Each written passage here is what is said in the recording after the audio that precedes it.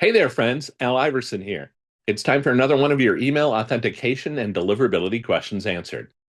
This time around, the question I'm going to answer is, what is DMARC at enforcement? When we talk about enforcement, being in an enforcement setting or an enforcement posture with DMARC protection, what does that actually mean? Or to put it another way, hey, your DMARC policy is not okay. What do I mean by that? When we talk about DMARC, right? DMARC is an email authentication add-on. It builds upon the email authentication protocols, sender policy framework or SPF, and domain keys identified mail, DKIM, to help protect your domain against phishing and spoofing. So a properly configured DMARC policy, DMARC record with the DMARC policy setting for your email domain prevents delivery, impedes delivery of unauthorized mail that is sent by other people using your email domain name. In that way, it stops other people from pretending to be you. So DMARC policy. DMARC policies are at there's three different levels for DMARC policies here, right? There's none, quarantine, and reject. None being monitoring only. You combine that with reporting the RUA tag in DMARC. Usually you set that up to have reports come to an aggregator or a DMARC service like Valamail. We take all that data in and we give you feedback on what mail is out in the world purporting to be from your domain. But that's all you're doing when you have your policy set to none. Quarantine, next step up. You're telling the world, exercise caution when you see messages that purport to be from me, but are not actually passing the authentication checks that would prove that the message is actually from me. So that's a step in the right direction, right? Then you take it to the natural, the final level there. That's reject. When you have a DMARC policy of P equals reject, you are telling the world, do not accept mail if it purports to be from me, but passes no authentication checks. Meaning for both of these, for quarantine and for reject, you are protecting your domain. You're against phishing and spoofing. You're saying that if mail purports to be from me, treat it suspiciously or block it outright. That is DMARC at enforcement. And so if you don't have quarantine or reject set as your policy, if you're only at a policy of none, which a lot of people have done to comply with the Google and Yahoo and now Microsoft sender requirements, you are not protected. Your domains are not protected against phishing and spoofing. And that is what we mean when we say you are not at enforcement with DMARC. Keep in mind that this can apply to subdomains too.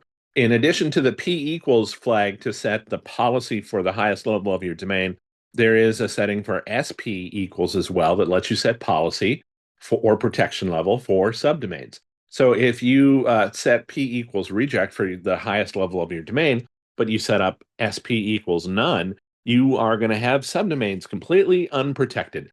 People could just make up subdomains and try to send from them.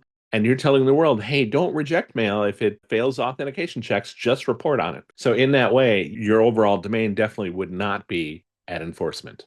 Now, we've done some fun stuff with data here at Valamail for our upcoming webinar and the report we just launched, the 2025 Disinformation and Malicious Email Report, Why DMARC Remains Pivotal.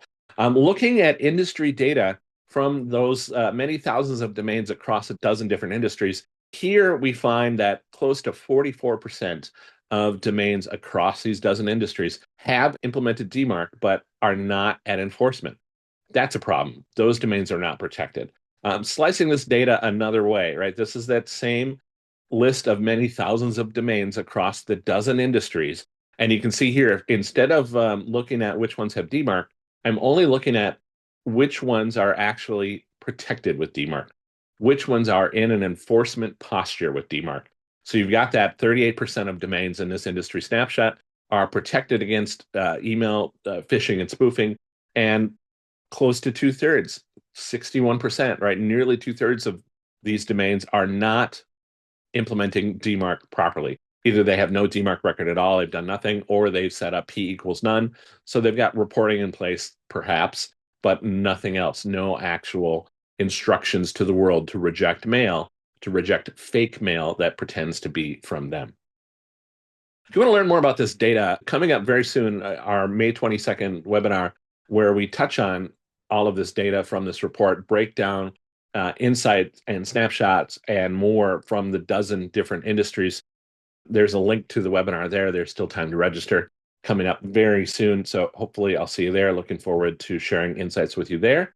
And that's everything for today. I hope you found this interesting. Thanks so much for watching. If you have any questions, stuff that might make for something fun to answer in a follow-up video, drop me an email at al.iverson@valamail.com. And don't forget to visit our website at valamail.com when you're ready to embark upon your DMARC journey.